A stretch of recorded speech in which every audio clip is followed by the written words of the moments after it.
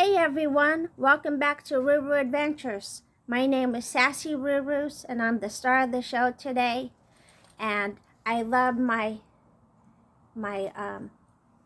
kitty mama. She is so cool.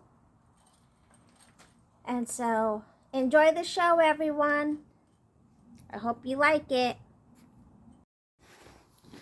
Okay everyone, I just got this Coleman cooler, 28 quarts. And I also got a couple of these foam coolers. I just found it. I got it free, so someone was moving out and got rid of it, so that's what I'm using. So anyway, this is what I did. So I got this, the same one, that's that, and I cut it into pieces. And so let me get this open here. When you open it, you notice how the lid likes to come down. So pretty much I take this, push this back so it stays open. See that? It keeps it open. So anyway, I cut these down to pieces. And what I did was I cut it along this line all the way. I cut this down here, and this down here. So this was the short piece right here. This is the long piece, 2 long pieces. Got 2 short pieces. And then I just cut along here. So be careful when you're cutting it, because you want that big piece. So here's the bottom piece right here that I cut. And so what I did was, and here's the 2 lids. I just stuck it in here like so. Stuck this one in here like so. And thanks Lulu.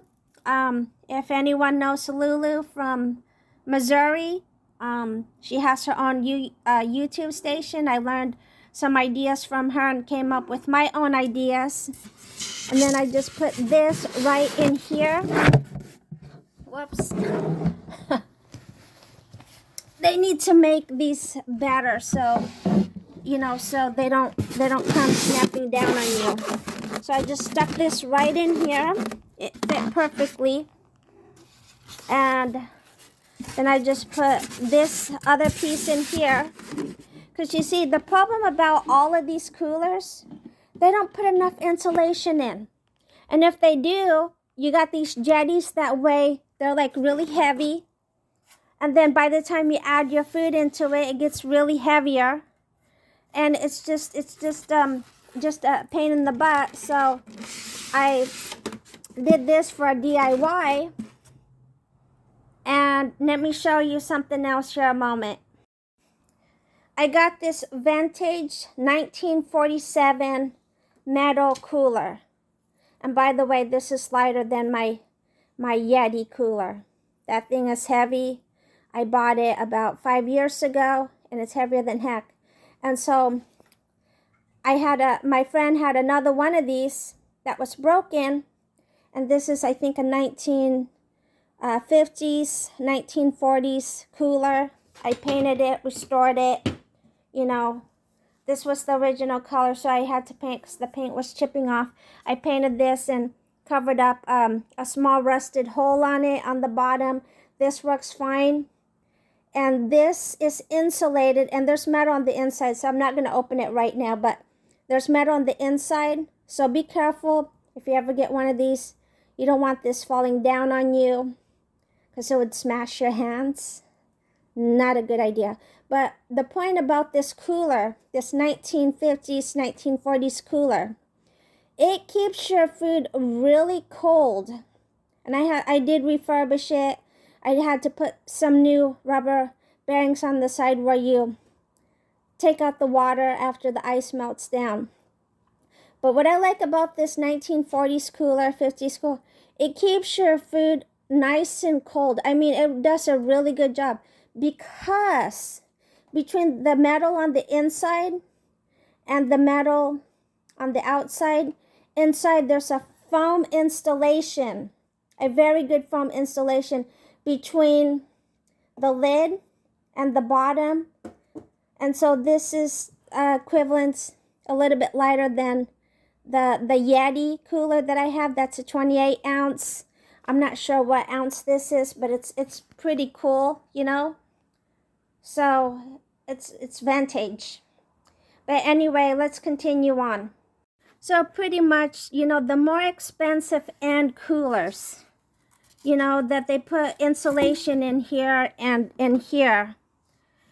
These coolers, these Colemans, the Walmart coolers, all these, you know, coolers that you buy at Target, Fred Meyer's. The insulation in here is not, I mean, there's no insulation between this part and this part here. It needs to be filled up with a strong insulation. So this is what I kind of did for DIY. And this right here will help keep your food colder because it's like an insulation blanket. You see how thick that is? And so they need to, what do you call it? The cooler industry needs to make a better cooler. So technically, all I need is another piece right here, but it's a little bit thick. So I have to cut it down to size to fit in there and put a lid, you know, cut it down so as my food shrinks down, I can put about half a gallon of milk in there and, you know, put some containers of food in there. And so some of the tips is if you're traveling and you're not boondocking or anything like that and you're not going on long trips, what you want to do is cook all your food at home, put them in ready-to-go Ziploc baggies. And as you campers know, you guys got your butane stoves or however you cook, or your wood stoves or your electric stoves or your solar panel stoves, however you cook your food. What you do is you put all your food in Ziploc baggies, stick them all in the freezer, your meats, put them in Ziploc baggies, individually freeze them, and then you can just put them in there and then put your frozen meats in one container that will fit in there, and then put your other foods in there that will, you know, in another container inside the Ziploc baggie so it keeps it nice, fresh, and clean so you can keep everything organized. And if you're not using your milk, you freeze your milk in the freezer and then you stick it in here, and that will help keep it colder. So when you're ready, like within a couple, 3 days, because I already did this on my trip. I went on a 45-day trip with my friend Anne back in 2014. We were going up and down San Diego. And before we left, we had coolers that, you know, that we had 1 gallon coolers, you know, I mean, 1 gallon milks that we used as our freezer, you know, to keep our meats cold. We had all of our meats frozen. And between the milk and the meats, it lasted us about 8 days. I mean, to slowly defrost. And what we did was, since we had a regular cooler that didn't have a good lid like this one, we stuck a towel on top, and then we wrapped it around a big towel to keep it cold so we wouldn't open it. So with this, you want some kind of idea, you know, that you can, you know, keep this insulated here and, you know, keep this insulated here. And so I stuck my half-gallon milk in here, and I can still feel that it's cold, so it literally traps the cold in. So if you put everything frozen in here, and then you put your fresh fruits and vegetables on top, it will keep it nice and cool especially if you have to go to the grocery store. I don't know, like every 3 to 4 days. It should keep in there just fine and keep everything nice and cool. So anyway, just wanted to share some of my ideas with you on my cooler and the needs that I need. So please subscribe. Have a Tazzy-Wazzy day. Please like and share.